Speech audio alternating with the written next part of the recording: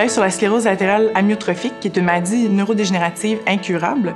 Puis, je m'intéresse également au microbiote intestinal, donc tous ces petits amis qui vivent dans notre intestin, puis comment ils peuvent avoir une influence sur le cours de la maladie. Mon projet de recherche porte sur le cancer de l'ovaire. Le cancer de l'ovaire, c'est souvent détecté tardivement parce qu'on n'a pas de méthode de détection précoce. Donc, le risque de survivre au cancer de l'ovaire est assez faible. Donc, moi, j'essaie d'identifier un facteur modifiable qui permettrait soit de réduire le risque de développer ce cancer-là ou d'augmenter sa chance de survie par la suite. Ce qui m'a amené à faire mon projet de recherche au centre de recherche du CHUM, c'est vraiment, je connaissais mon directeur de recherche d'avance, Alex Parker. On se connaissait parce qu'on travaillait sur le même sujet, la sclérose latérale amyotrophique. D'ici un mois ou deux, on devrait avoir déjà des résultats.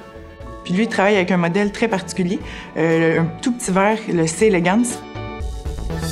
En modifiant génétiquement les vers en laboratoire, c'est possible pour nous d'étudier le cours de la maladie, puis d'identifier, par exemple, des composés qui pourraient guérir éventuellement la maladie ou du moins améliorer la qualité de vie des patients. En fait, j'ai décidé de poursuivre mes études supérieures au centre de recherche du CHUM pour son aile santé des populations. C'est quelque chose qui est assez unique au Québec. Il y a différents avantages d'étudier au centre de recherche du CHUM. D'un, c'est un environnement super inclusif. D'entrée de jeu, moi, quand je suis arrivé ici, je me suis senti dans l'équipe de travail.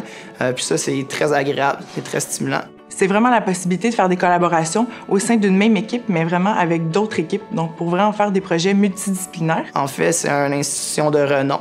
Donc, bien sûr, si on publie un papier, par exemple, il va être renommé internationalement. Puis le fait que les infrastructures soient vraiment neuves, ça, c'est vraiment un grand avantage. Si j'ai un conseil à donner aux futurs étudiants et étudiantes, c'est de constamment poser des questions, d'interagir avec ses pairs, d'interagir avec ses professeurs. Je crois que c'est la clé du succès en recherche. Ce serait vraiment de persévérer. La science, c'est 90% d'échecs pour 10% de réussite. Mais quand vous atteignez ce 10%-là, c'est vraiment très gratifiant.